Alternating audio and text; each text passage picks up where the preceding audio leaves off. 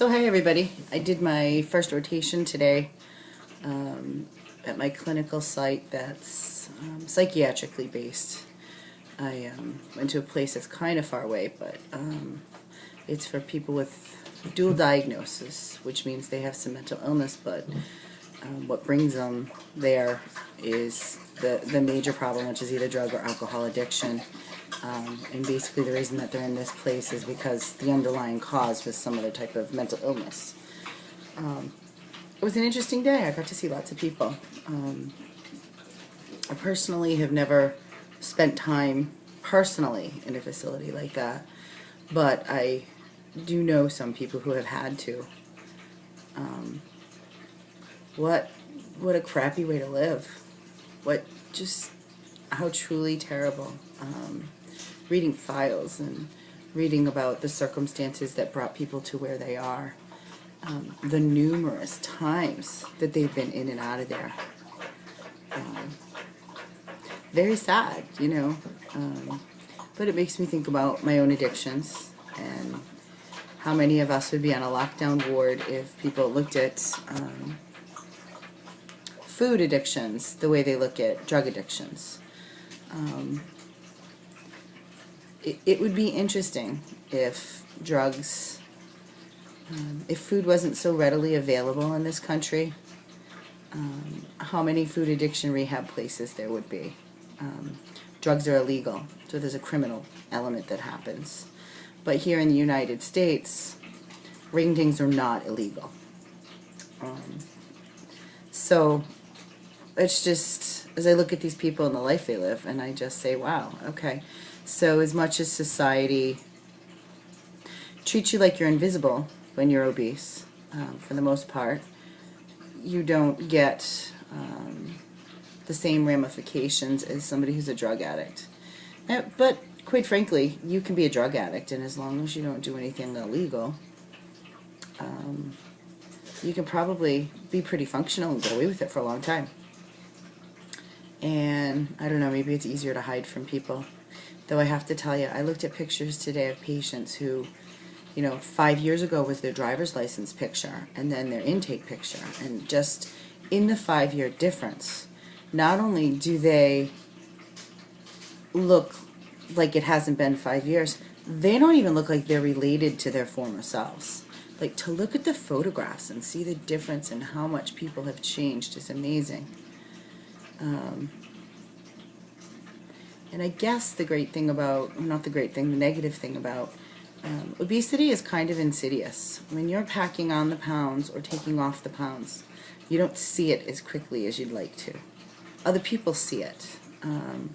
I was in a group today, and somebody actually said, oh, I can kind of see it in your face. And I have to say, I kind of see it too, so which is good. But, it's really funny. The whole time I was putting the weight on, you don't really see it. It just creeps up. Which, what comes first, the chicken or the egg? Is that denial? Or does the fact that it comes on so slowly help your denial? Either way, it's a pretty ineffective algorithm. So, I'm actually kind of rambling a little because I'm on my way to a counseling session tonight. Lots of people have differing opinions on counseling, but I'm going to be really kind of open about the fact that I've been going to counseling for longer than 8 years, but I've been seeing this particular counselor for almost 8 years now. And she's going to be ending her practice, and she's given me some other names, and so I haven't really wanted to deal with the fact that our therapy's ending and the closure on it, which she so sweetly pointed out to me our last session. So today I made sure that I called the names and I left the message because, might as well wait to the last minute. So I have an appointment with her in a little while, and we're going to do like some closure stuff, and believe it or not, it's actually kind of a loss to me. There's like going to be some grieving there. I have to start over with somebody new. I have to retell all the stories that I don't want to deal with, all the things that I don't want to think about. And I have to retell it all again to a new person, to a stranger.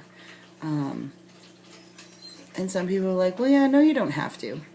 Well, maybe you don't have to, but I have to. I need somebody who's going to keep me in the moment, keep me from using food to dissociate,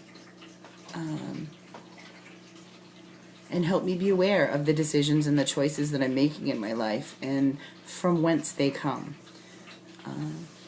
As time goes on, I'll probably open up a little bit more. You guys are complete strangers, though, and I know that some of my life experiences are so overwhelming that they, in part, have led me to where I am. So not everybody wants to hear that stuff about other people. Not other people are curious. So as I go through this and I feel more vulnerable and less protected by my fat, I'm going to have to probably take more and more risks. But with that said, I'm going to head off to my session tonight.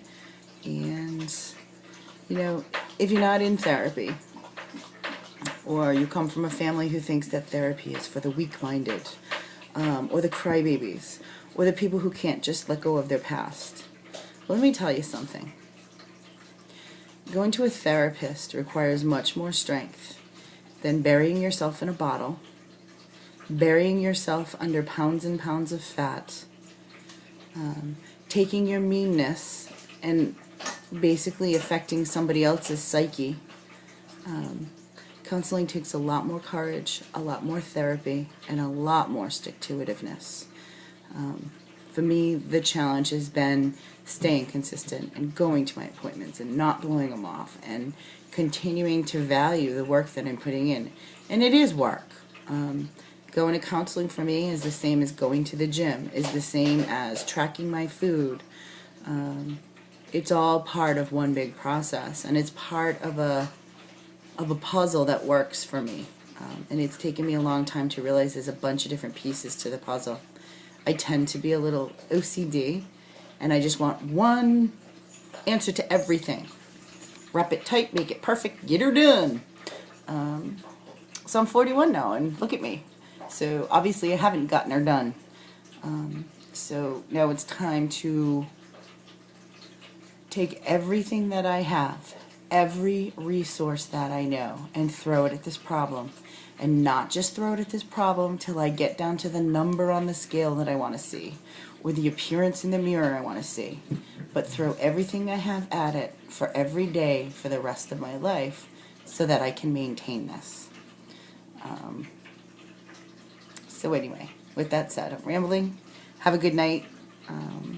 I hope everybody had a wonderful Thanksgiving. I hope everybody's not getting too stressed out about Christmas. And be well. Take care of yourselves. And those people that support you, just like those people that are supporting me, those people who make you feel good and support you, draw them so close to you that the people who suck the life out of you can't even get at you, can't even crawl through them, around them, or under them. You don't have to shove those people away. If you choose to surround yourself by the positive people, there's just no room for the negative people. There's just no time. And it's kind of like by attrition, those people fall away. So have a good day. Thanks, everybody.